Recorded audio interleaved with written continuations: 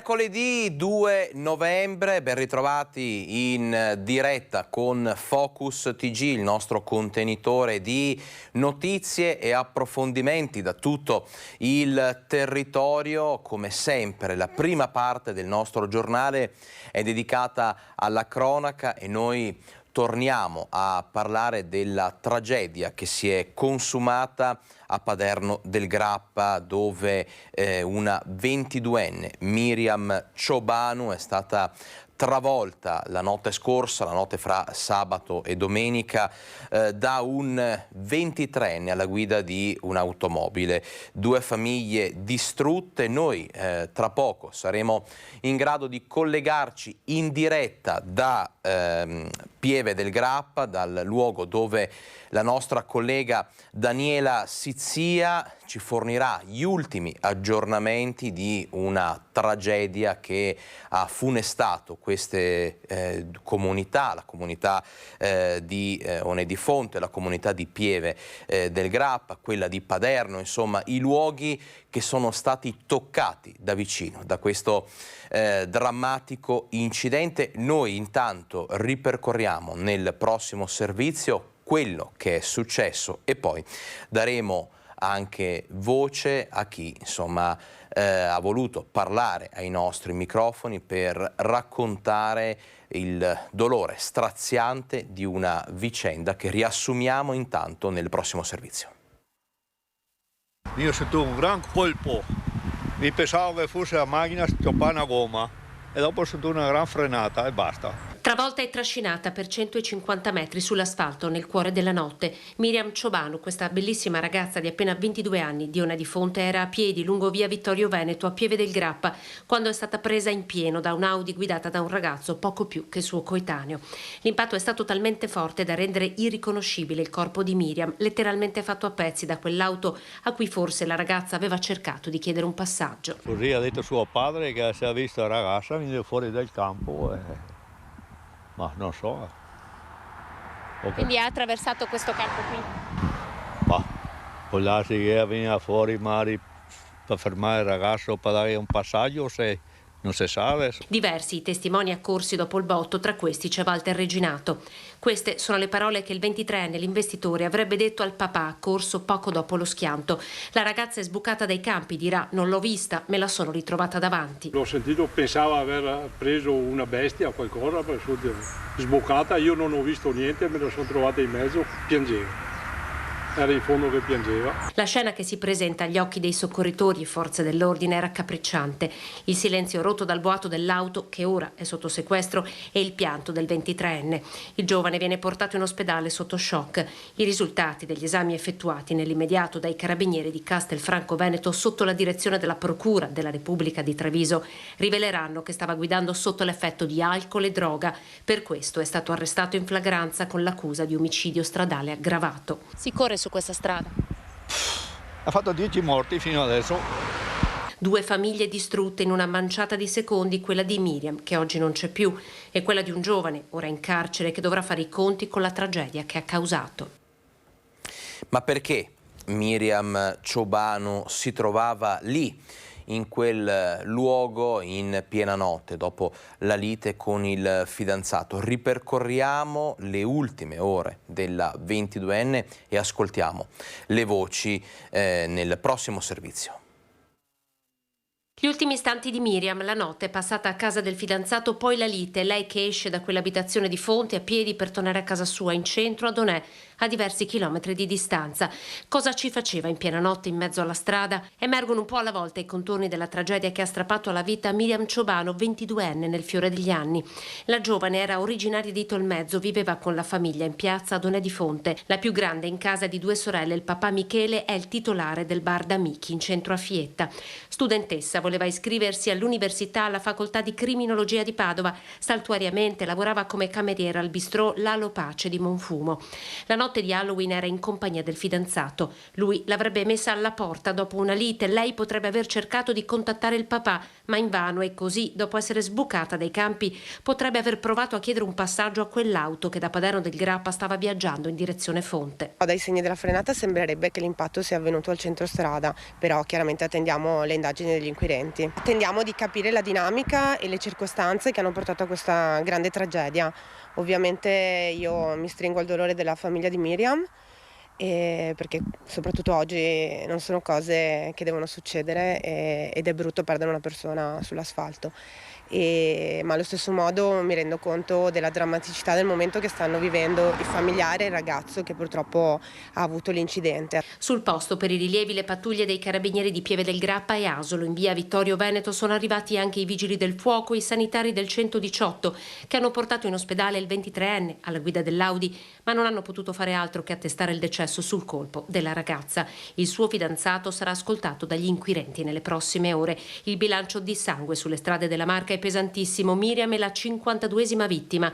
Via Vittorio Veneto, una strada a lunga percorrenza attenzionata già da tempo dalle amministrazioni comunali di Pieve e Fonte. È una delle strade che stiamo monitorando, sulle quali appunto dobbiamo intervenire si sta pensando a una rotonda con il comune di Fonte qui sotto, proprio perché cerchiamo di rallentare. Purtroppo oggi corrono in tutte le strade, quindi c'è un grosso lavoro da fare sull'educazione stradale, c'è un grosso lavoro da fare non solo sui giovani ma anche sulle persone più grandi, perché corrono tutti. E come detto, nel corso del nostro Focus TG ci collegheremo con la nostra collega Daniela Sizia, che è lì a Pieve del Grappa, per fornirci tutti gli ultimi aggiornamenti su questa tragedia. Un'altra tragedia ha funestato il giorno di Tutti i Santi nelle campagne di Salboro. Un anziano coltivatore è morto travolto dal mezzo che stava utilizzando proprio sui campi. Morto a 84 anni su quei campi che aveva amato e lavorato per tutta la vita. Pietro Alfonsi, detto Paolo, anche il 1° novembre era al lavoro in campagna in via Pietro Bembo a Salboro, ma è mancato all'improvviso, schiacciato dal suo motocoltivatore.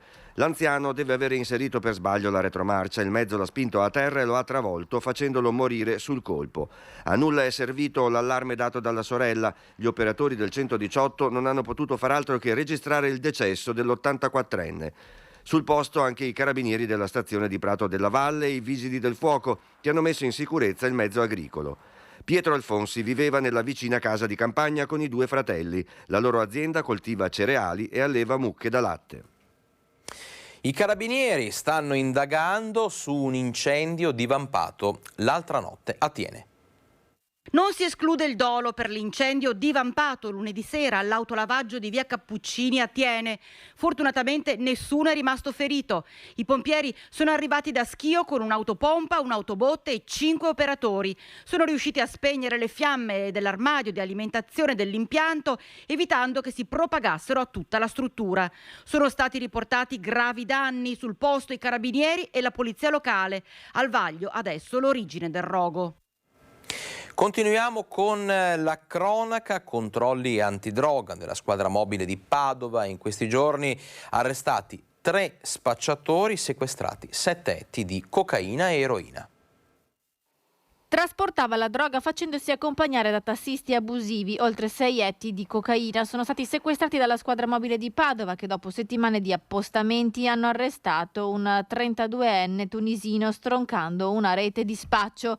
L'indagine era partita seguendo lo straniero con precedenti per droga, che si avvaleva di tassisti abusivi per recarsi nei luoghi di approvvigionamento di sostanze stupefacenti. Martedì, durante l'ultimo pedinamento, il 32enne si era fatto accompagnare in taxi in un parcheggio poco illuminato, dove aveva recuperato qualcosa nascosto tra i cespugli di una recinzione condominiale. Seguito fino in zona Oltrebrenta, 90 Padovana, è stato poi fermato dai poliziotti. Con sé aveva un sacchetto con 630 grammi di cocaina.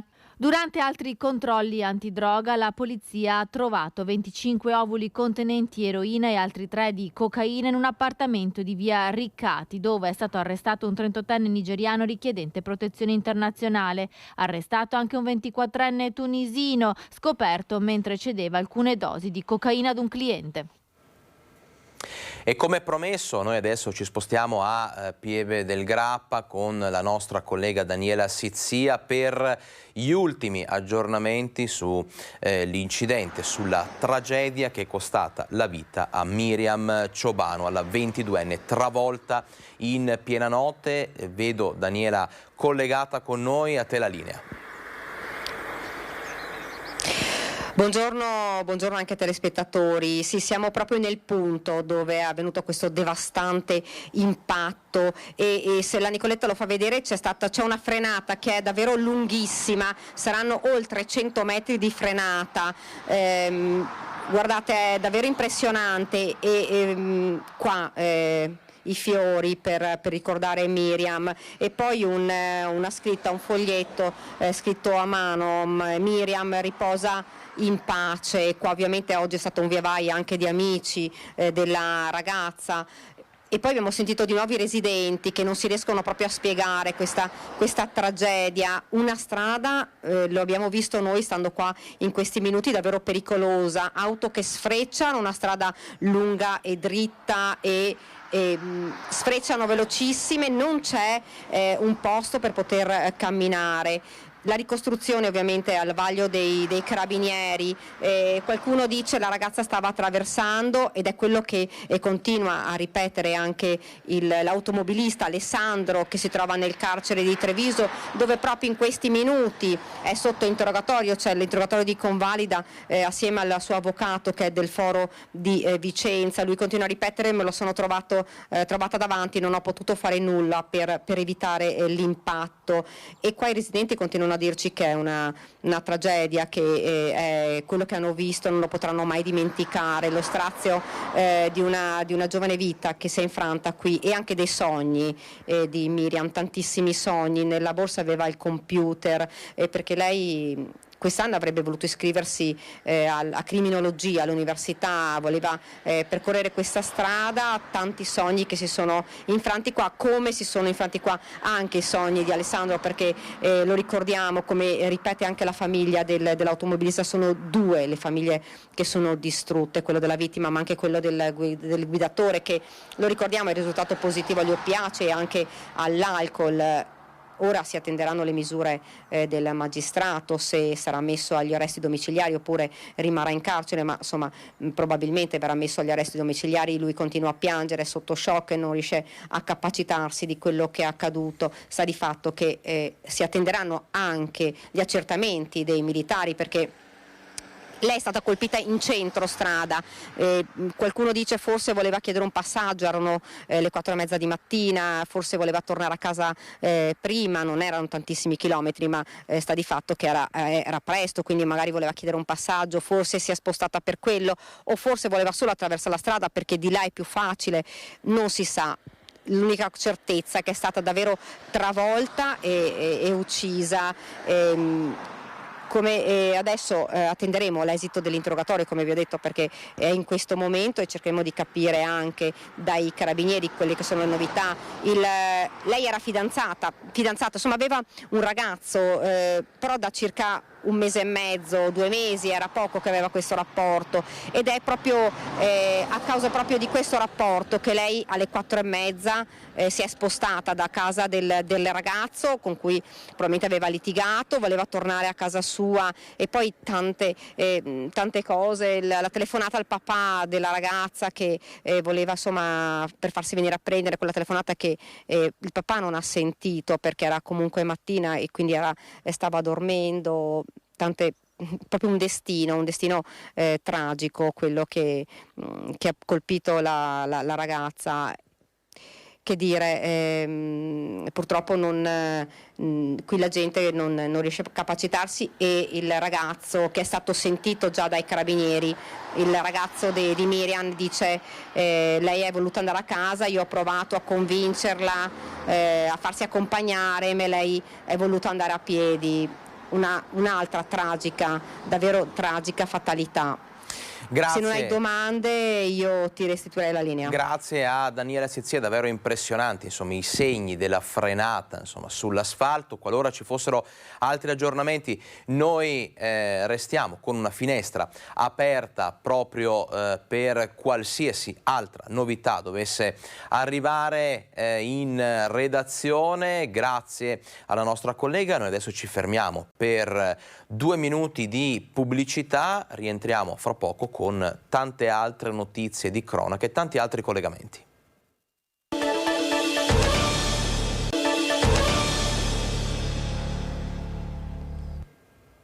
Ben ritrovati in diretta con Focus TG. Nel primo blocco, nella prima parte del nostro giornale abbiamo approfondito la vicenda della tragedia che è costata la vita a Miriam Ciobanu nel drammatico incidente dell'altra notte. Adesso continuiamo con la cronaca e con un approfondimento che riguarda le cosiddette morti bianche, le morti sul lavoro. In Veneto, pensate, 74 vittime in 9 mesi. La provincia di Vicenza è seconda, pari merito con Padova, con 13 decessi dopo Verona, che fa segnare il triste e drammatico primato di 16 morti negli ultimi appunto 9 mesi. La CGIL allora chiede un rafforzamento effettivo dei controlli perché serve più sicurezza. Le fattispecie sono sempre le solite: ribaltamento dei trattori, mezzi in movimento, caduta dall'alto, presenza, intossicazioni, presenza di gas in silos. Quindi ormai sono chiare e individuate le fattispecie di questi infortuni. Il dramma dei morti sul lavoro vede la provincia di Vicenza contendere a quella di Verona e Padova il triste primato in Veneto. Più di 8 vittime al mese in Veneto. La regione, pur rimanendo in zona arancione, ha 4 province su 7 in zona rossa. 60 le vittime complessive, 39 sul posto di lavoro e 21 in itinere nel percorso casa-lavoro. Rispetto allo stesso periodo dello scorso anno si registrano 7 decessi in più. È necessario avviare concretamente il protocollo varato dalla Regione Veneto. Con la Regione nei mesi scorsi è stato sottoscritto un protocollo che prevede il potenziamento degli SPISAL, quindi dei servizi di prevenzione. Occorre però dar seguito a questo protocollo con gli inserimenti concreti.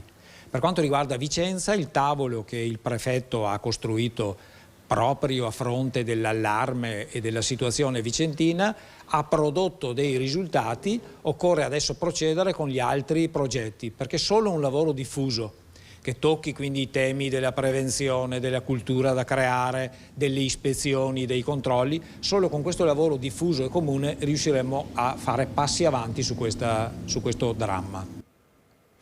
Halloween è passato, ci siamo lasciati alle spalle i festeggiamenti e anche qualche eccesso di troppo. Facciamo un piccolo bilancio di quello che è stato, di quelli che sono stati i controlli da parte delle forze dell'ordine a cavallo appunto di questo ponte e di questa festività. Partiamo da Padova. Piazze e zone della movida del centro storico di Padova sorvegliate dalle forze dell'ordine nella notte di Halloween. La questura aveva predisposto dei controlli straordinari del territorio per garantire sicurezza sulle strade e nei luoghi dove si concentravano i festeggiamenti, come per esempio alcuni eventi notturni in fiera, per evitare problemi di ordine pubblico. Oltre 270 le persone identificate, di cui 89 extracomunitari, 40 autovetture controllate, di cui una sequestrata perché senza assicurazione. In Prato della Valle alle 2 di notte 2 ragazzi di 20 e 23 anni sono stati trovati con 60 grammi di hashish nascosti nei calzini e negli zaini. Il 23enne, che aveva dei precedenti per droga, è stato arrestato. Adesso ci spostiamo a Treviso, risse, coma etilici e arresti. Il bilancio di una notte, quella di Halloween, fa segnare un impegno, un lavoro importante da parte delle forze dell'ordine impegnate appunto tutta la notte. 2 accessi al pronto soccorso per ferite da rissa. 2 giovani hanno fatto a pugni in un locale. Altri 2 si sono scontrati con un automobilista dopo un diverbio. È il bilancio degli interventi nella notte di Halloween, a cui si aggiunge un incidente stradale accorso poco dopo la mezzanotte a Francenigo di Gaiarina, in via dei Fracassi. Un automobilista al volante di un Opel Corsa ha perso il controllo del mezzo ed è finito fuori strada. 3 le persone rimaste ferite. Diverse le persone soccorse dal 118, giovani in coma etilico intervenuti in tutta la provincia di Treviso. Un numero fortunatamente inferiore a quello dello scorso anno, come sottolinea il direttore della centrale operativa del SUEM 118, la dottoressa Maria Luisa Ferramosca. Sul fronte dei controlli delle forze dell'ordine, l'operazione del comando provinciale dei Carabinieri di Treviso, come annunciato, è stata capillare. 100 i veicoli controllati, 15 locali visitati, nessuna irregolarità riscontrata, 250 le persone identificate. A Montebelluna è stato rintracciato e tratto in arresto su ordine di espiazione pena in regime di detenzione domiciliare emesso dal Tribunale di Venezia un 59enne già noto alle forze dell'ordine che doveva scontare la pena di 1 anno e 5 mesi per violenza pubblica o ufficiale e lesioni personali. È stato rintracciato, tratto in arresto per lo stesso motivo, un 57enne di origini veronesi condannato per il reato di furto aggravato. A Cairano San Marco è stato denunciato per ricettazione un 58enne di origini senegalesi sorpreso dai militari dell'arma in piazza in sella ad una bicicletta marca Montana, risultata poi rubata. A Treviso, all'alba, lungo Viale della Repubblica, è stato fermato un 32enne di origini colombiane, aveva un tasso alcolemico di 1,70 grammi per litro. 4 minorenni poi sono stati denunciati per furto aggravato, hanno tra i 14 e i 17 anni. Approfittando di un finestrino lasciato semiaperto, hanno rubato da una Mercedes parcheggiata in via Silave del Lago 6 orologi, uno smartphone, occhiali da sole e giubbotti per un valore totale di 20.000 euro. I minori sono stati rintracciati dopo poche ore in nottata grazie alle testimonianze decisive di alcuni cittadini e ai riscontri raccolti dai militari dell'arma in pochissimo tempo. La refurtiva è stata recuperata e restituita. Raffica di controlli anche a Vicenza, dove il questore fa anche sgombrare una festa.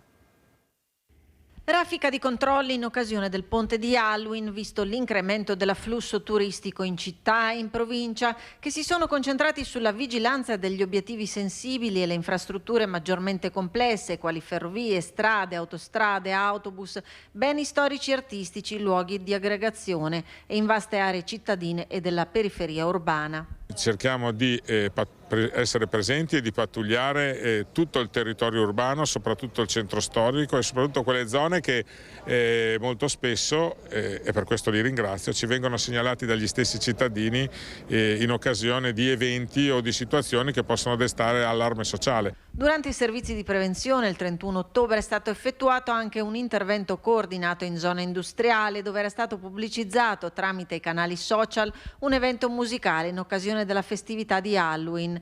In considerazione della mancanza di autorizzazione ad effettuare l'evento e della presenza di un numero di giovani tali da far ritenere concreti i rischi riguardanti la sicurezza e l'incolumità dei presenti, il questore ha dato l'ordine di interrompere la festa facendo sgomberare i locali, cosa che è avvenuta in tutta tranquillità. Sono ora in corso ulteriori accertamenti finalizzati ad individuare le responsabilità. Ma i controlli in città hanno riguardato capillarmente i quartieri, da Campomarzo al Quadrilatero a San Pio X e altre aree della periferia urbana, portando ad un bilancio di 540 persone controllate, di cui 132 stranieri, 94 con precedenti di varia natura, 6 persone denunciate in stato di libertà, una persona arrestata, 24 contravvenzioni elevate per il codice della strada e un veicolo sequestrato. Ci fermiamo adesso per un altro piccolo break pubblicitario, rientriamo tra pochissimo.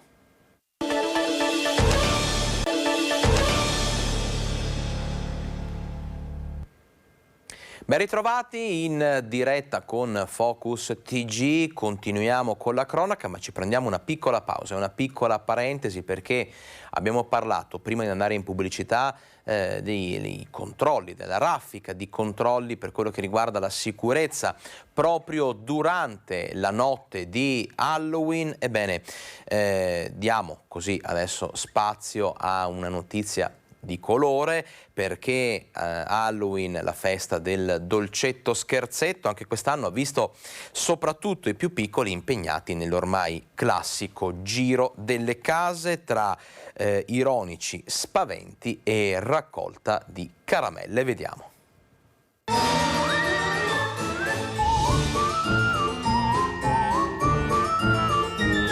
Dolcetto scherzetto!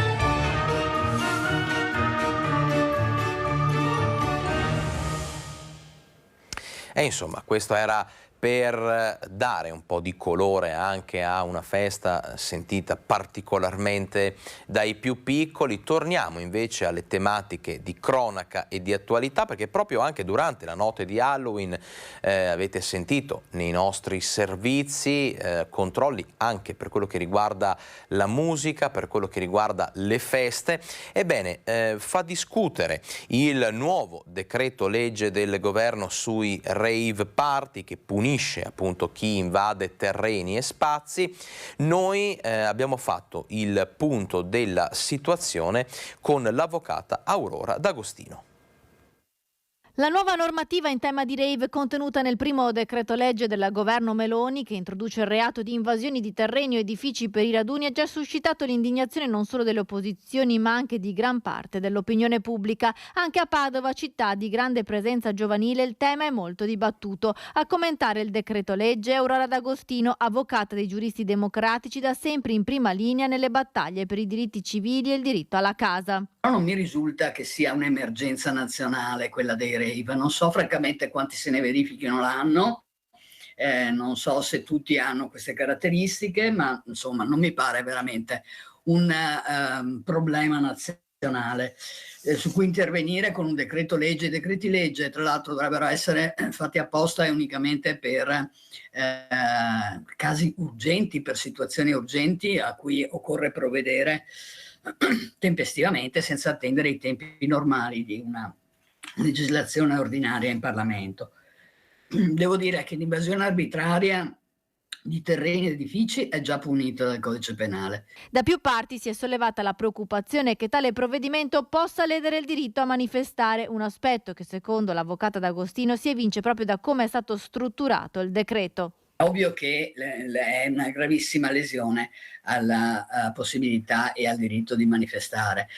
E proprio la discrezionalità di questa norma è la parte assolutamente più preoccupante dal mio punto di vista di giurista, perché dà ampio spazio a tutte le interpretazioni possibili e immaginabili di una norma così fumosa, malfatta e assolutamente emergenziale senza emergenza. Manifestazione ambientalista a Padova in fiera, 3 i denunciati.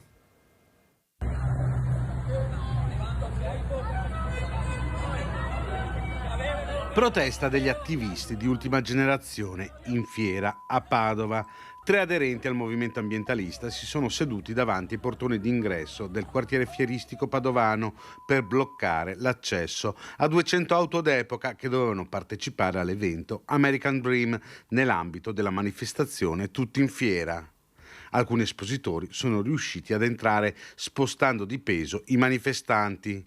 Dopodiché sono intervenute le forze dell'ordine che prima hanno chiesto agli ambientalisti che manifestavano contro il cambiamento climatico e contro le fonti di energia non rinnovabili di spostarsi. I 3 però non si sono mossi, sono stati quindi sgomberati e portati in questura, denunciati per aver bloccato l'evento e manifestato senza permesso.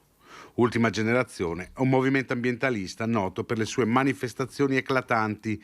Ad agosto avevano srotolato uno striscione alla Cappella degli Scrovegni, mentre poco meno di un mese fa avevano bloccato la tangenziale di Padova, creando non pochi disagi ai pendolari. Siamo stati rimossi più volte dagli automobilisti, giustamente arrabbiati con noi perché stiamo bloccando questa strada. Ci spostiamo adesso a Cittadella per le immagini di una spettacolare esercitazione dei Vigili del Fuoco sulle mura. Qualcuno si è sentito male sulle mura. Ecco cosa devono aver pensato i cittadellesi nei giorni scorsi quando hanno visto entrare in azione i vigili del fuoco lungo il camminamento di ronda delle mura di Cittadella. Anche se molto realistico, si è trattato invece di un'esercitazione che spesso i pompieri fanno per prepararsi alle varie emergenze.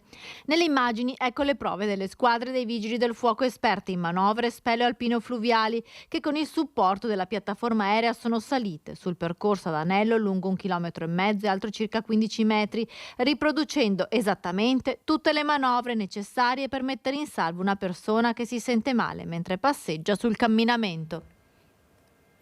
Torniamo adesso a parlare degli atti vandalici all'ospedale Cafoncello di Treviso. Sdegno e rabbia delle istituzioni per il raid che ha colpito la microbiologia dell'ospedale. Vediamo. Circa 10.000 euro di danni che hanno colpito soprattutto una centrifuga per campioni biologici, 2 stampanti, un PC, alcuni vetrini e un frigorifero da 5.000 euro che si spera però di poter salvare, così come le altre apparecchiature messe ad asciugare già da ieri mattina dopo che le pompe avevano liberato le stanze invase dall'acqua. È solo una prima approssimativa stima dei danni, mentre le indagini proseguono per dare un nome e un volto ai vandali che hanno colpito la microbiologia dell'ospedale Cafoncello di Treviso la notte tra domenica e lunedì. Scarichi di lavandini tappati con la carta e rubinetti aperti dagli ignoti penetrati forzando una finestra sul retro dell'obitorio per entrare nella struttura. Pochi minuti per allagare le stanze di uno dei luoghi simbolo della lotta al Covid. Anche per questo, nonostante manchi una rivendicazione, tra le ipotesi c'è la matrice Novax del raid, memore di altri attacchi simili. Ma non è esclusa nemmeno una scorribanda di Halloween. Al vaglio degli inquirenti le telecamere di sorveglianza, una di queste in particolare potrebbe aver ripreso i responsabili in azione. Oltre ai danni materiali nel laboratorio, con questo vile gesto è stata ferita la comunità professionale che tanto ha fatto negli ultimi 2 anni per sconfiggere il Covid. È la nota in queste ore del governatore Zaia. Non trovo nessuna giustificazione plausibile per questi assalti che non possono più essere liquidati come una semplice bravata. Mi auguro che i responsabili siano al più presto individuati e puniti. Chiudiamo per un attimo la pagina di cronaca ricordandovi che resta aperta una finestra con Pieve del Grappa qualora ci fossero altri aggiornamenti sul drammatico incidente che è costato la vita a Miriam Ciobanu, la 22enne travolta in piena notte da un automobilista di 23 anni.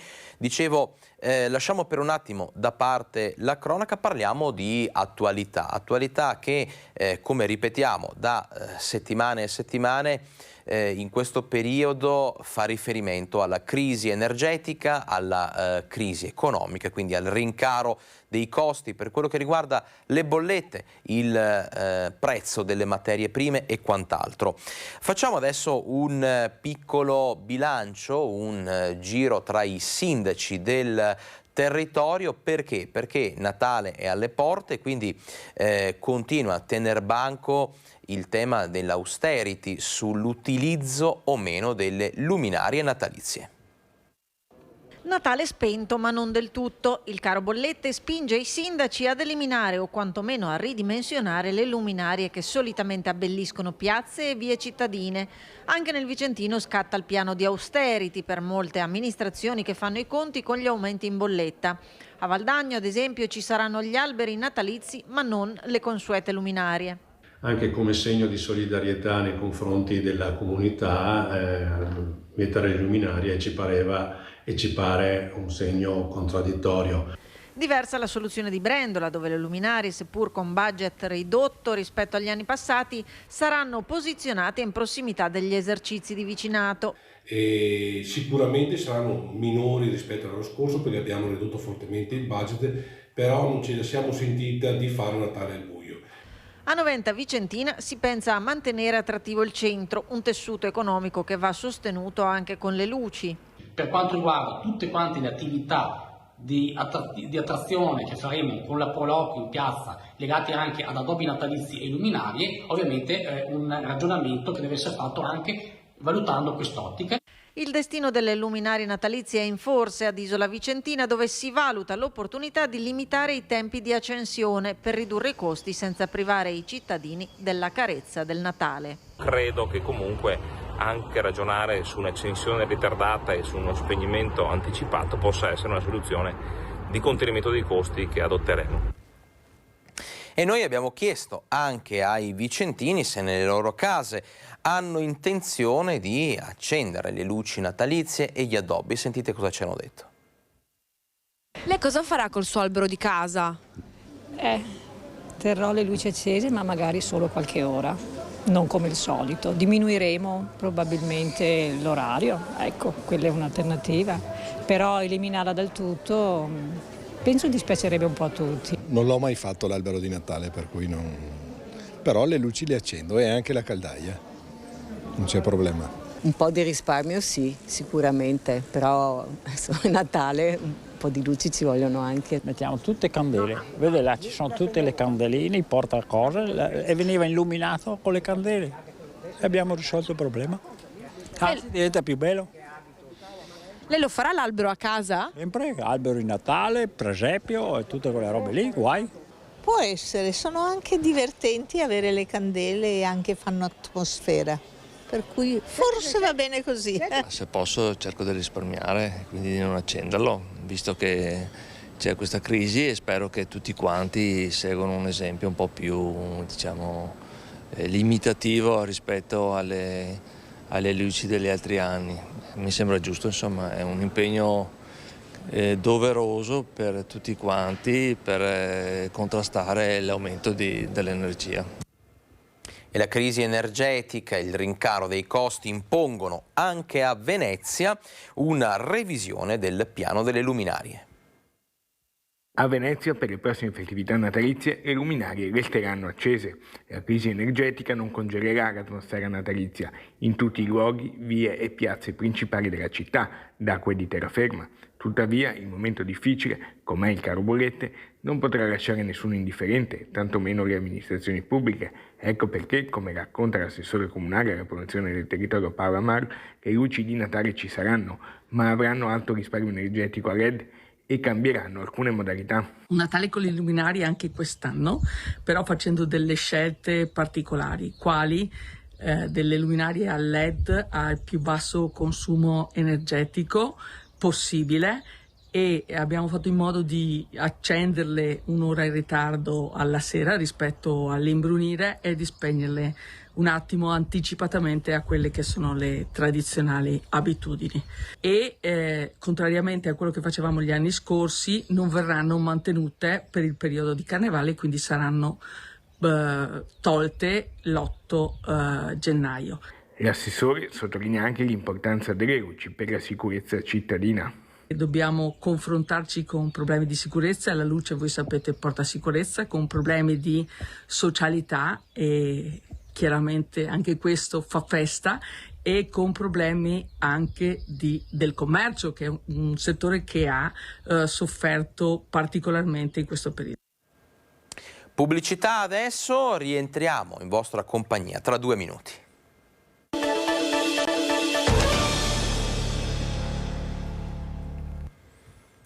(12:45), ben ritrovati con la diretta di Focus TG. Noi continuiamo a parlare di tematiche strettamente legate all'attualità. Adesso però facciamo un piccolo fuoripista, diciamo, e andiamo a parlare ancora una volta di Halloween, ma non solo. Parliamo anche e soprattutto di tradizione nel prossimo servizio, perché in pochi sanno che nella tradizione contadina c'era un ballo scaramantico per evitare possibili incontri ravvicinati con quelle che erano considerate le anime perse. E allora ci spiega tutto nel prossimo servizio il nostro collega Lucio Zanato.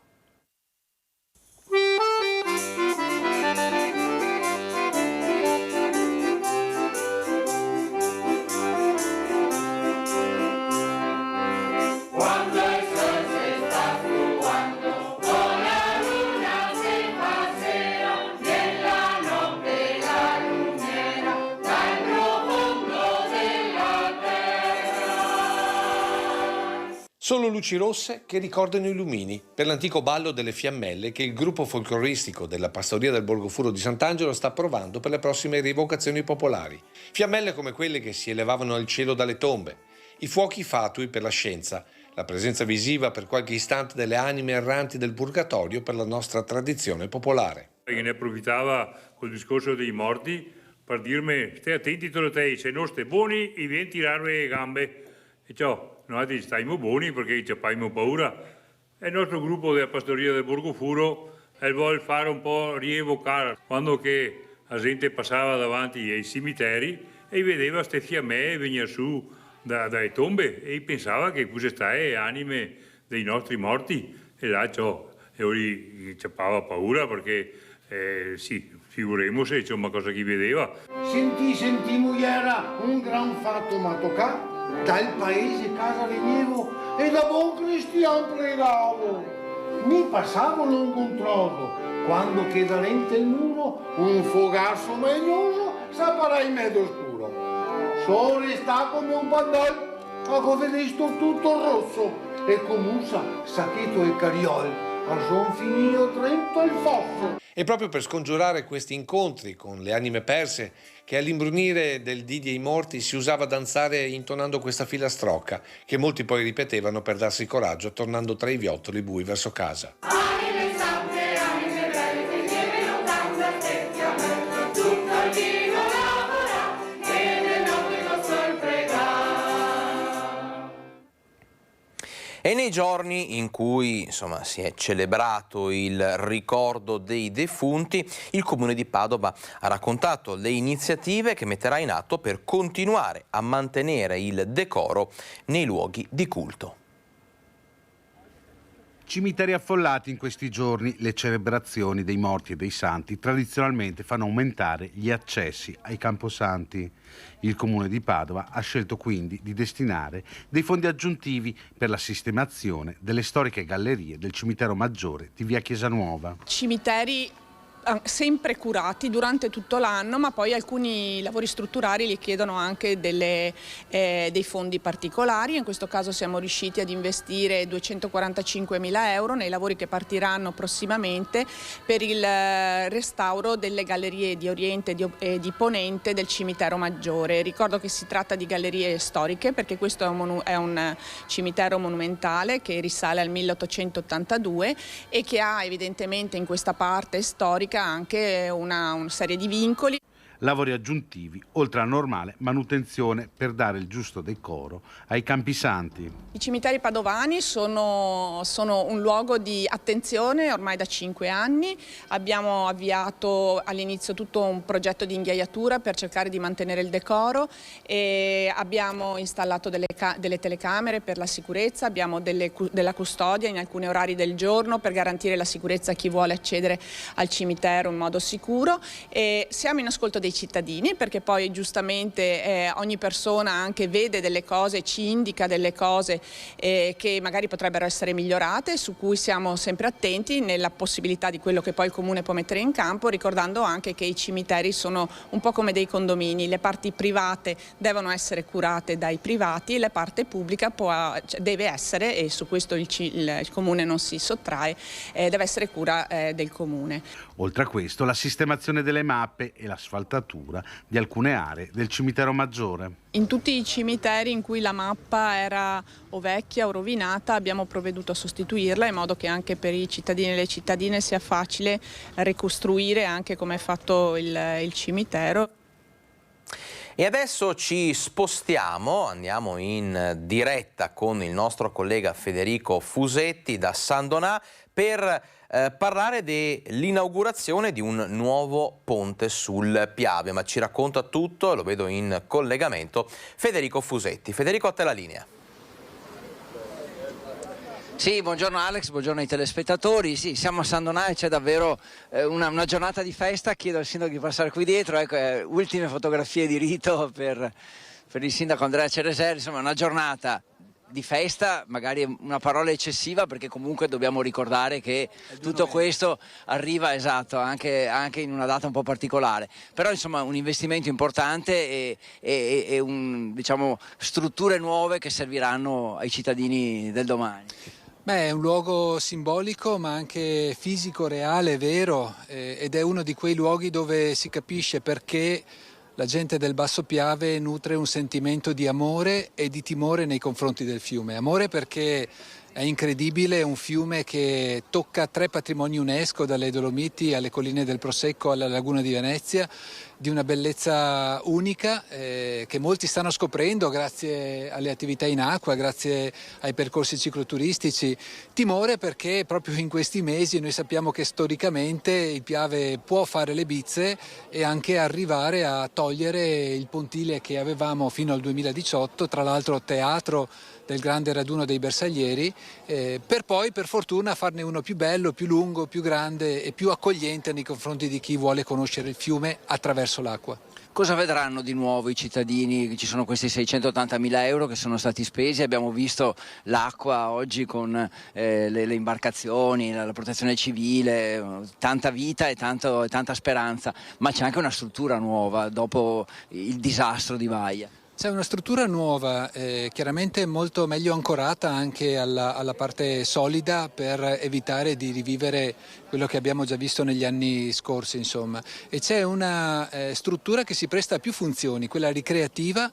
Nel 2018 abbiamo avuto 400 attracchi di houseboat che arrivano e vogliono percorrere la litorale veneta. C'è una funzione sportiva, il Canoa Club di San Donà sforna campioni in grado anche di imporsi nelle iniziative di carattere internazionale, ma anche riabilitativa. Penso ad Andos che utilizza il suo Dragon Boat, ad esempio, per correre in giù e in su lungo il fiume per tutte le attività riabilitative. Quindi ha molte dimensioni, da quella ludica a quella chiaramente legata allo sport agonistico e ricreativo. Ultima cosa, Sindaco, qualcuno di voi ha detto prima è una nuova porta di accesso alla città di San Donà questa, quindi penso anche un collegamento al turismo su questa frase, però insomma si può arrivare anche con il Piave a San Donà. Beh, assolutamente sì, 100 anni fa qui c'erano ancora dei cantieri navali che producevano motonavi e grandi imbarcazioni, chiaramente adesso queste cose non esistono più.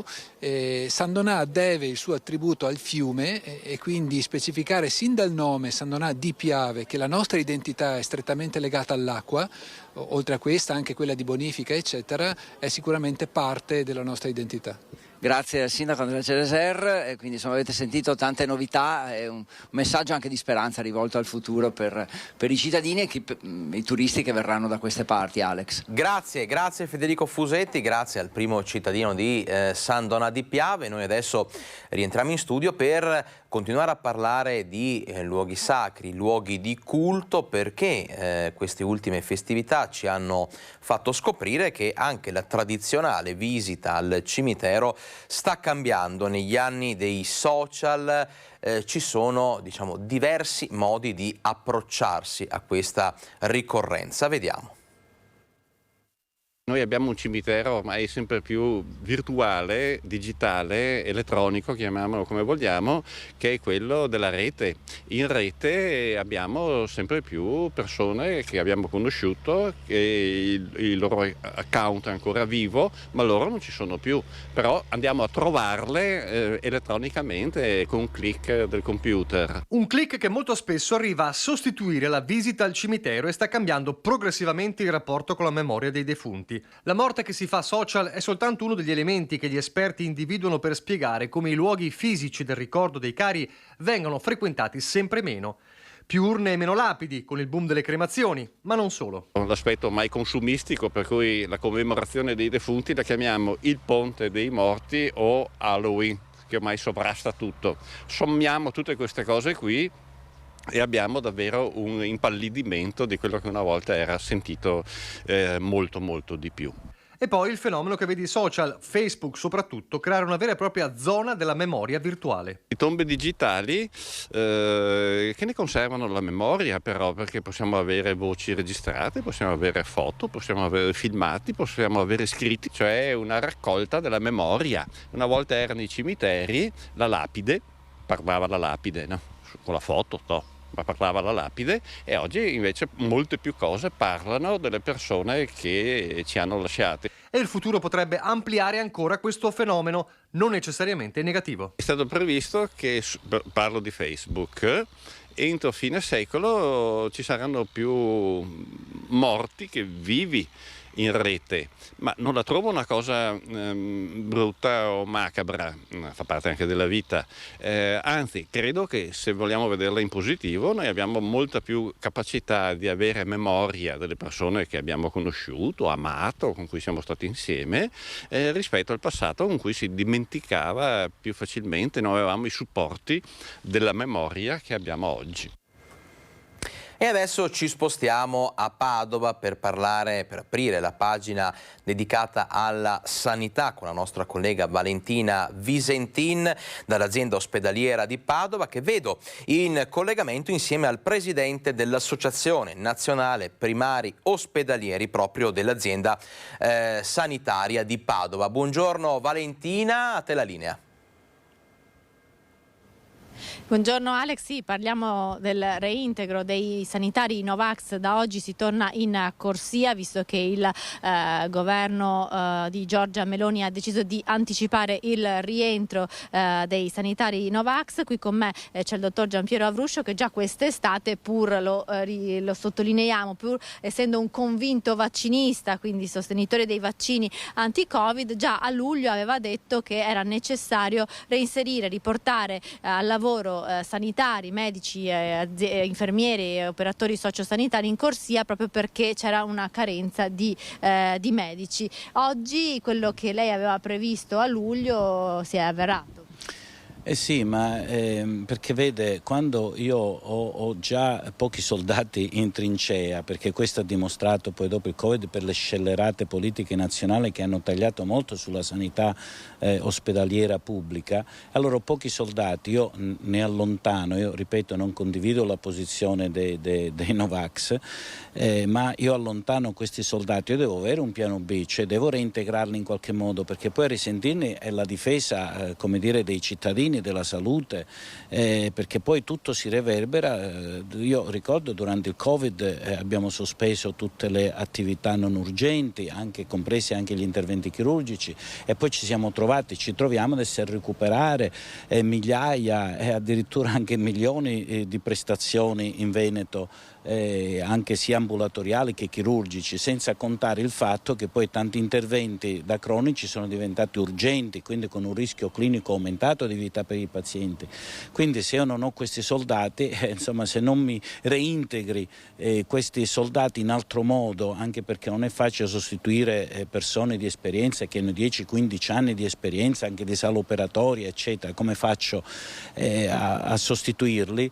Allora però se non ho questo piano B tutto si reverbera poi sulla salute dei cittadini, oltre che sul peso poi di chi è vaccinato, perché poi deve lavorare moltissimo di più, e ripeto che insomma sono saltate le ferie, ma poi anche aumenta il rischio clinico. Ripeto, non è una questione solo di medici. Lo stress, come un soldato ha lo stress post-traumatico, anche voi avete vissuto in trincea per lungo tempo e non potersi fermare per le ferie era un peso notevole. Certo, questo sicuramente, ma non è una questione solo di medici, perché i medici, ripeto, Novax in azienda ospedaliera sono proprio pochissimi, meno delle dita di una mano, ma il problema sono anche poi gli OSS, gli infermieri, i medici di medicina generale. Nel momento in cui ho un medico di medicina generale che allontano e quei 1500-1800 pazienti, se un massimalista, e dove vanno? Su quale medico poggiano le loro richieste? Vengono a pronto soccorso, e per cui poi diventa veramente insostenibile questa situazione.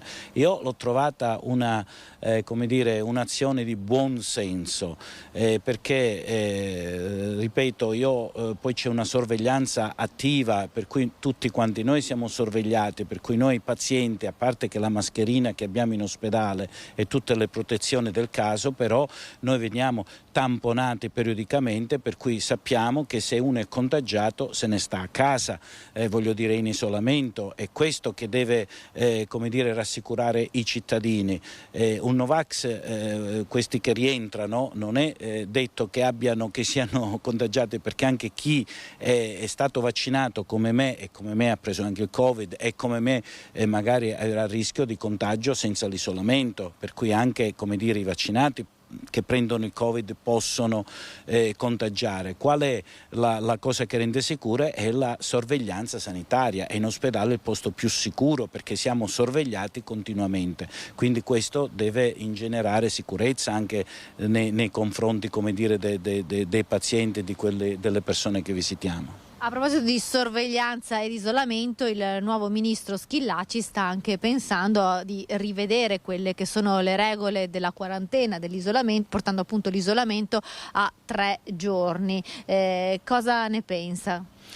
Beh, tutto dipende se un paziente è sintomatico, se è asintomatico, insomma poi tutto è cambiato anche la virulenza del virus, le varianti, insomma tutto sta a vedere com'è l'andamento anche per quest'inverno. Io non porrei dei limiti dei giorni, se uno ha il Covid deve rimanere in isolamento, però una cosa è essere asintomatico, una cosa è avere dei sintomi e quindi lì anche deve deve guidarci anche il buonsenso oltre alla scienza. Per esempio la mascherina in ospedale io la utilizzerei anche laddove c'è l'affollamento, tipo nei tram o in altri posti. Per assurdo faccio un esempio: se noi medici e infermieri abbiamo la mascherina in ospedale, poi dopo per andare sul tram mi tolgo la mascherina, insomma a chi è giovato questo? Allora deve esserci una forma, una raccomandazione almeno, ecco, non sia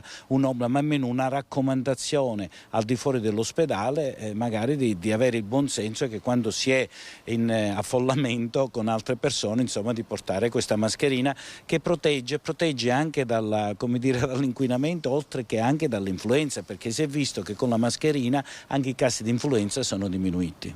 Allora ringraziamo il dottor Avruscio per questo commento e restituisco la linea allo studio. Grazie a Valentina Visentini. Noi adesso ci fermiamo per l'ultimo break pubblicitario di questa edizione di Focus TG. Rientriamo tra un paio di minuti ancora in vostra compagnia per tante altre notizie.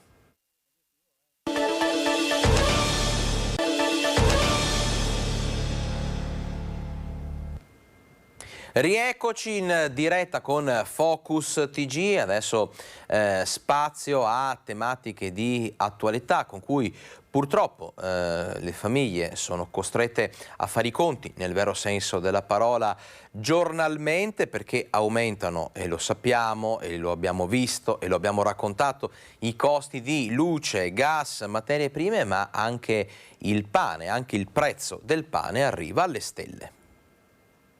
Da 18% in Europa a 13,5% in più rispetto allo scorso anno in Italia.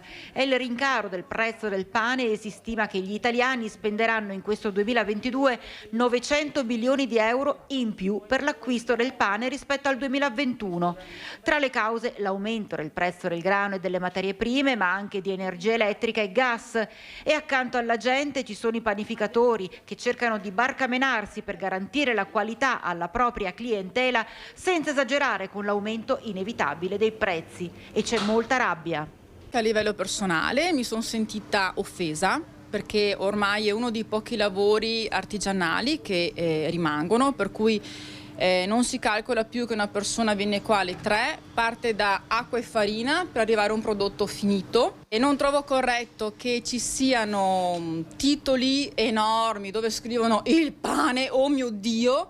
Non lo trovo corretto, perché se vogliamo guardare tutto il resto, acqua, luce, gas, benzina, gasolio, oppure parliamo di prodotti alimentari, sono comunque cresciuti tutti. Perché solo il pane? E la questione va a pesare parecchio anche su di voi che usate soprattutto l'elettricità, i forni, avete bisogno, necessità appunto di utilizzarli, avete riscontrato in quest'ultimo periodo aumenti folli. Folli, esagerati, io non lo so, la scusa della guerra, questo e quello, io non voglio mettere in dubbio, ma è una roba esagerata, da 900 euro di luce a 2008. E continua tristemente anche l'inesorabile moria delle edicole a Padova, anche in questo caso scelte dolorose da parte di chi le gestisce per colpa del rincaro dei costi. Vediamo. Chiude un'altra edicola, quella di Piazzetta Sartori. È l'ennesima rivendita di giornali che abbassa le saracinesche. In questi mesi vi abbiamo raccontato molti casi di attività che hanno chiuso. Alcune hanno anche trovato, però, nuovi proprietari. Quella di Largo Europa era gestita da Manuel Garieri dal 1994. Ora ha scelto di venderla per aprire un'altra attività. Tra i padovani resta il rammarico per un altro esercizio che chiude. Però mi dispiace, perché saranno non so quanti anni. Giornali su carta sì, quindi penso che internet abbia dato, come dire, è provocato un forte calo della vendita dei giornali. Perché i sistemi per avere informazioni sono più rapidi, non costano, se non facendo finta che non costino, e soprattutto non aiutano a pensare. E abbiamo tutti bisogno di non pensare, ma questa è la nostra rovina. Le edicole sono centri culturali oltre che di aggregazione. Perché ormai nessuno compra più giornali cartacei, credo, col fatto che ci siano sempre tutto online, tutto raggiungibile tramite telefono, penso che ormai le edicole abbiano un po' il destino segnato, ecco. Clima sempre più anomalo, agricoltori in crisi e tra i produttori di radicchio insomma, cresce la preoccupazione per un'annata che si preannuncia in salita. Fa troppo caldo per le coltivazioni di radicchio. Sia lo Spadone di Treviso che il Variegato di Castelfranco risentono sin d'ora del cambiamento climatico, che significa meno acqua e temperature ancora elevate che lo spingono fino alla fioritura. I costi di produzione tra concimazioni e irrigazione che il consorzio stima in un aumento medio del 20%. Con questi presupposti la stagione di raccolta, più che rossa per le foglie, si fa nera delle perdite. Il prodotto c'è ed è anche di buona qualità, ma non è remunerato come si dovrebbe. Siamo sotto ai costi dell'anno scorso e questo mette in difficoltà i produttori, che hanno avuto di costi anche superiori nel produrlo e nel gestire, diciamo, l'annata. Materie prime che secondo la CIA di Treviso in molti casi hanno avuto aumenti ingiustificati. Le speculazioni che ci sono state dal punto di vista economico sulle materie prime non sono state di certo d'aiuto, e l'andamento climatico che ha portato all'aumento dei costi per la gestione, appunto per la coltivazione, sono stata un'altra dura mazzata, insomma, per quel settore. A questo va ad aggiungersi la concorrenza dall'estero, in particolare dalla Romania, dove abbiamo esportato le conoscenze dell'intero processo dalla semina all'imbiancatura e che ora è avvantaggiata rispetto a noi per il clima più rigido e paradossalmente più consono alla produzione. Qui invece viviamo non solo lo stravolgimento del clima, ma anche dell'intera economia del radicchio. Un aumento dei costi, un rallentamento della produzione, anche un ritardo, se vogliamo, che va chiaramente ulteriormente a creare difficoltà ai produttori e alle aziende. Inevitabile quindi l'aumento del prezzo di vendita in questi giorni, con una forbice che va dai 5, 6 fino ai 18 euro per chilo, e il prevedibile assottigliarsi della clientela. Come dire, radicchio sì di Treviso, ma non per tutti a Treviso, e non solo.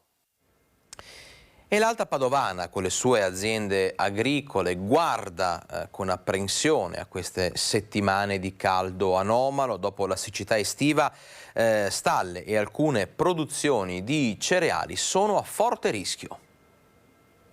La produzione di cereali e gli allevamenti sono tra i comparti in agricoltura che più hanno sofferto quest'anno. Siccità e crisi energetica hanno messo in ginocchio molte aziende. Nell'Alta Padovana si guarda con apprensione alla prossima stagione. C'è un problema notevole di, un po' come presumo con le altre aziende, quindi energia, quindi gasolio che è quasi raddoppiato, urea che è triplicata, e di conseguenza i prezzi dei cereali che sono diventati inarrivabili per le aziende agricole. Quindi adesso io credo che in questo momento stiamo tutti quanti navigando a vista.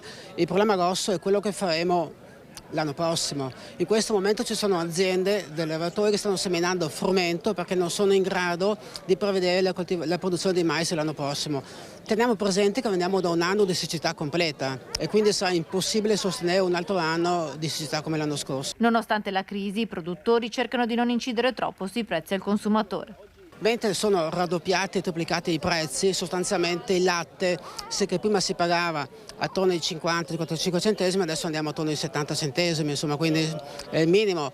E i bovini da carne sono un po' aumentati, ma sono aumentati perché veniamo da 10 anni di crisi concreta. Quindi questa cosa non fa molto testo, sono aumentati tantissimo gli stalli dalla Francia e quindi questo qui è un altro problema di costi che ancora vanno su, quindi sostanzialmente noi stiamo in qualche modo, non solo adesso ma da molti anni, gestendo i costi ma non assolutamente non ripartirli nei consumatori. Voltiamo pagina, ci spostiamo adesso a Bassano del Grappa per una segnalazione di degrado in centro. Ecco quello che ci ha mandato un residente che parla di una situazione davvero inaccettabile per il salotto buono della città. Non è che ci siano tanti giri di parole da fare. Via Porticilunghi e altre zone del centro storico di Bassano sono diventate dei Vespasiani a cielo aperto. Anzi, delle vere e proprie latrine pubbliche dove la gente fa quel che gli pare quando gli pare. Ce lo segnala chi vive in zona e da tanto tempo, con picchi clamorosi durante la recente fiera d'autunno, è costretto a convivere con la maleducazione di chi nei weekend approfitta di qualche angolo del salotto buono cittadino, lontano da occhi indiscreti, per fare i propri comodi. I residenti non ce la fanno più a sopportare tutto questo, sia nelle serate dei fine settimana, quando il via vai gli impedisce anche di tenere aperte le finestre, sia nelle mattinate successive, quando uscire di casa vuol dire imbarcarsi in uno slalom per niente piacevole. Ed ecco cosa racconta ai nostri microfoni una residente che non vuole farsi riconoscere per timore di ritorsioni. Nei fine settimana soprattutto vomitature, pisciatine, c'è un macello insomma qua, tra pipì, popò e vomitature non ce la facciamo più. Abbiamo ripetuto, detto e ridetto a tutti quanti, nessuno fa niente, noi ci troviamo sempre nella stessa situazione. Parole durissime che dipingono una realtà inaccettabile per una città d'arte e di cultura come Bassano. E sono sempre di più i bassanesi che chiedono un intervento immediato da parte dell'amministrazione di Elena Pavan. Restiamo a Bassano perché il centro sportivo di quartiere Pre è al centro di non poche polemiche. Scopriamo il perché. Campo da calcio e centro sportivo di quartiere Pre a Bassano. Qualche giorno fa ce ne siamo occupati nei nostri TG dopo le segnalazioni arrivate alla nostra redazione di alcuni residenti che si lamentavano dell'incuria in cui versa l'area. Una parte già completata, vedasi la casa del quartiere e il campo da calcetto in erba sintetica con soldi ETRA, 1 milione di euro, dove però tutto, seppur nuovo, pare totalmente abbandonato. Sono invece iniziati i lavori della parte di competenza del comune, quella del campo regolamentare e annessi. Cantiere aperto il 25 ottobre, 150 giorni di lavori previsti. I tempi previsti per la consegna sono nell'estate prossima, per cui noi appena terminato il lavoro faremo l'avviso pubblico per giudicare la gestione del campo stesso. Quindi per l'estate 2023 anche quartiere Pre avrà il suo centro sportivo totalmente funzionante. Parola di assessore Zonta. C'è da dire, speriamo bene. Come sempre facciamo il nodo al fazzoletto e terremo sott'occhio l'avanzamento di un'opera molto attesa, soprattutto dai residenti del quartiere. Marcesina rinasce dopo la tempesta Vaia, 4 anni dal disastro, parte un progetto che darà un nuovo volto alla piana. Il grande progetto è quello di ripristinare l'ambiente, farlo ritornare come era prima, addirittura prima della guerra mondiale, in modo da recuperare quello che era il paesaggio originario. A 4 anni da Vaia parte un nuovo ambizioso percorso che porterà alla piantumazione di 9.000 alberi e alla ricostruzione di 6,5 ettari di foreste nelle aree di Marcesina devastate dalla tempesta del 2018. Per questo progetto sono state selezionate specie arboree adatte alla zona e alla quota che verranno messe a dimora con sistemi innovativi. Nel Master Plan Marcesina, che contiene le linee guida per il rimboschimento e la corretta gestione dell'area, è previsto anche un ragionamento sulla struttura stessa delle foreste, nell'ottica di un miglioramento della biodiversità. Nuove piante, nuove tecniche di impianto e recupero dei pascoli, dove c'erano i pascoli verranno ampliati in modo da rendere, anche perché ricordiamoci che la montagna è fatta di bosco ma è fatta anche di pascoli e i pascoli sono l'orgoglio del nostro comune, della nostra realtà. Volevo ricordare che il comune con più territorio pascolivo di alta quota è Enego dell'Altopiano. Il progetto, che affonda le proprie radici nella tradizione e nelle eccellenze della piana incantata tanto cara a Mario Rigoni Stern, partirà ufficialmente venerdì mattina, proprio dalla Marcesina.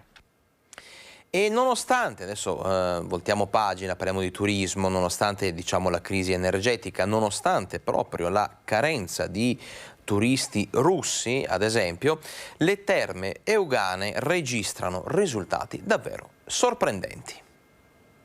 Le cose stanno andando bene, ho sentito alcuni imprenditori, gli hotel sono quasi tutti pieni, ho fatto anche delle ricerche online per vedere se c'era qualche finestra disponibile per prenotare e risulta tutto esaurito. È soddisfatto il sindaco di Montegrotto Terme, Riccardo Mortandello. Il fine settimana lungo appena trascorso ha visto il tutto esaurito alle terme, con alberghi pieni e turisti per le strade. Molte le iniziative organizzate, come la Castagnata in corso il 30 ottobre e gli spettacoli teatrali a Villa Draghi, trasformata per l'occasione in una casa dei mostri, una Monster House. Il periodo, però, non è dei migliori. Oltre alle presenze ridotte di turisti russi, si aggiunge il caro energia che sta colpendo tutti i comparti. Gli stranieri coprono sempre il 40% delle presenze, il restante 60% sono italiani. C'è da dire un'altra cosa, oltre ad essere penalizzati per il mancato arrivo dei turisti russi, anche se negli ultimi anni con la questione dei passaporti c'erano grosse problematiche, il tema grosso è il rincaro delle bollette, perché noi siamo in presenza di imprenditori stoici che stanno affrontando bollette triplicate e quadruplicate. Siamo in presenza di lavoratori stoici perché nonostante il reddito molto basso continuano ad andare al lavoro, e quindi un apprezzamento va agli imprenditori e ai lavoratori che in un momento di grande crisi, sia per il mancato arrivo dei turisti russi ma soprattutto per il rincaro della vita in generale e delle bollette, stanno comunque affrontando questa situazione tenendo aperte le strutture alberghiere e accogliendo sempre tutti con un sorriso. E a proposito di settore terziario, nel Veneziano si è tenuta una sorta di conferenza, diciamo gli stati generali del turismo. Scopriamo che cosa è emerso. Lo status di città balneare, sarà questa la richiesta principale dei sindaci della Costa Veneta che porteranno la prima conferenza nazionale programmatica del turismo al via a Chianciano Terme. Chianciano sarà sicuramente un momento importante in cui dire tutti i temi che stanno a cuore ai sindaci, alle categorie, al coordinamento dei sindaci del balneare italiano, e in particolare sarà il momento in cui torneremo su un tema fondamentale per la sopravvivenza dei nostri enti ma soprattutto delle nostre comunità. Per dare risposte ai nostri cittadini residenti e ai turisti bisogna che abbiamo il riconoscimento della città balneare. Conferenza quella di Chianciano che rappresenta un tavolo di confronto sull'industria del turismo nazionale, da cui deriveranno indicazioni per le politiche che troveranno spazio nel piano strategico del turismo che il Ministero dovrà presentare entro il termine di quest'anno. Ci auguriamo che anche il governo che si è insediato in questi giorni possa avere un approccio proattivo rispetto a questi temi, e ci aspettiamo che le bellezze del nostro Paese e la professionalità dei nostri operatori possa essere giustamente salvaguardata dai decisori politici, a partire proprio dall'annoso tema delle concessioni demaniali che continua ad attanagliare gli operatori veneti ma di tutto il resto d'Italia. A proposito di turismo, parliamo adesso sia di questo che di cultura, perché il mese di ottobre si è chiuso con 4.860 visitatori alla mostra di Antonio Canova, allestita al Museo Civico di Bassano. Una rassegna che, come ci racconta chi l'ha vista, tocca davvero le corde del cuore. Com'è stata questa mostra? È molto bella, interessante, bravissimo, proprio senza parole. Che effetto le ha fatto? Emozionante è la parola giusta, è rilassante anche. Bellissima, straordinaria e molto, che ti prende, ti prende internamente, nell'anima, sì, queste sono state le mie sensazioni. Veramente stupenda, delle cose che non avevo mai visto, poi quell'opera ritrovata per caso. Cos'è che l'ha colpita di più? Il tutto, veramente il tutto, molto interessante. Beh, molto bella, anche ben strutturata, c'è un percorso espositivo molto chiaro. Ben ideata, proprio viene fuori il genio di Canova, veramente bello a livello europeo e nella storia poi, bellissimo. Cosa l'ha colpita di più? Il rapporto con Napoleone e come ha saputo comunque rimanere indipendente. Direi di buona qualità, come al solito queste mostre. Beh, a me è piaciuta, ho riscoperto delle informazioni che che non ricordavo e alcune nuove per me, quindi positiva direi. C'è il Canova vivo, è una cosa meravigliosa, una cosa meravigliosa. Senta, cos'è che le è piaciuto di più? A me personalmente la Maddalena, le due espressioni, ecco, quella penitente e quella giacente, perché veramente parlano in un modo mistico, che è proprio l'anima del Canova. Dal 3 novembre al 18 dicembre padovani e turisti potranno apprezzare una visione speciale dell'interno del Palazzo della Regione e della sua antica storia. Scopriamo. La storia e la bellezza del Palazzo della Ragione in uno spettacolo di proiezioni mai realizzato finora in un sito UNESCO. Si chiama Sidera Aurea e mostra la parabola che la grandiosa sala Picta ha vissuto nei secoli. Voi sapete che qui Giotto nel 1306 e il 1310, in data incerta, realizzò nel controsoffitto ligneo un ciclo astrologico e, come ci racconta Giovanni da Nono, c'erano 12 celesti assigni, le costellazioni zodiacali, i pianeti, e parla espressamente di sidera aurea, di stelle dorate con speculis, con specchi. Ecco, attraverso il videomapping abbiamo ricreato l'universo giottesco, l'abbiamo reimmaginato, abbiamo creato, proprio poiché in questo salone c'è il più grande ciclo astrologico del mondo, un percorso narrativo che racconta in modo particolare l'evolversi delle stagioni, del tempo, creando effetti di luce, di pioggia, di nebbia sulla base del movimento ciclico del tempo.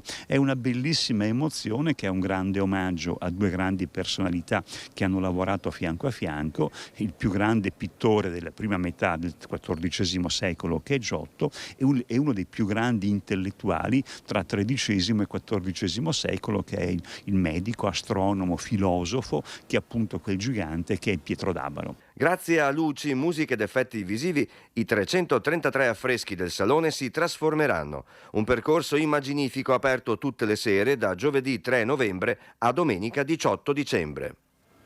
Restiamo a parlare di cultura perché 11 comuni della Marca vincono il premio del bando Città che legge. Essere insieme ad altri comuni più o meno dalle nostre dimensioni, partecipare a un progetto di carattere nazionale, vincere ed essere riconosciuti chiaramente è una grande soddisfazione. La soddisfazione del primo cittadino di Breda di Piave è la stessa dei colleghi degli altri 10 comuni trevigiani che hanno partecipato al progetto Qui si legge per la promozione della lettura.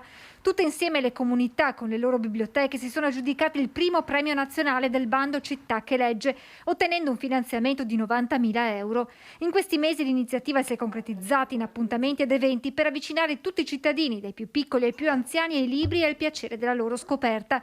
Grandi protagoniste queste biciclette speciali che, cariche di libri, hanno portato all'esterno, in giro nei comuni, proprio le biblioteche. L'aver portato fuori la biblioteca in vari punti come la scuola, come i centri estivi, come anche le edicole, insomma tutti i punti dove ci davano anche disponibilità, è un modo per coinvolgere tutti. I 100 lettori volontari, le cosiddette staffette, percorrendo quasi 1000 chilometri in sella alle bici, hanno portato nelle scuole, nei campi sportivi, negli eventi i libri. I libri che vengono portati fuori vengono scelti dalle bibliotecarie, ci sono io e c'è la collega Elisa Paludetto, ma anche dalle staffette per la lettura. Le staffette per la lettura sono delle persone che si rendono disponibili per guidare questa bicicletta. Anche in questa occasione i cittadini di Breda si sono confermati grandi appassionati di lettura, come testimoniano gli oltre 10.000 prestiti registrati nel 2021 dalla Biblioteca Comunale, e grazie a questa iniziativa sono in aumento gli utenti. Ha costituito una specie di volano che ha portato, a partire dai bambini, ha portato le famiglie in biblioteca. E anche il sindaco Mosole ha voluto sostenere in prima persona il progetto nei panni di staffetta, portando in giro per la sua città i testi. E a Carmignano di Brenta sono iniziati i lavori per la nuova pista ciclabile. Si aggiungono chilometri di pista ciclabile a Carmignano di Brenta. Sono iniziati i lavori nel cantiere di via Monsignor Belluzzo. Obiettivo: la realizzazione del primo stralcio di pista ciclabile che collega la località Boschi con i servizi del centro comunale, tra cui il plesso scolastico. Un collegamento importante e strategico che parte dalla rotatoria di via Margherita fino a via degli Alpini. Il primo stralcio in corso di esecuzione ha una lunghezza di circa 600 metri e verrà realizzato in 300 giorni. giorno. Un'opera che vuole mettere in sicurezza un tratto di strada per ciclisti e pedoni e che vuole anche così incentivare la mobilità sostenibile. La nuova pista ciclabile si svilupperà lungo tutta la lunghezza di via Monsignor Belluzzo, una strada caratterizzata dalla presenza di numerose abitazioni e utilizzata principalmente dai residenti.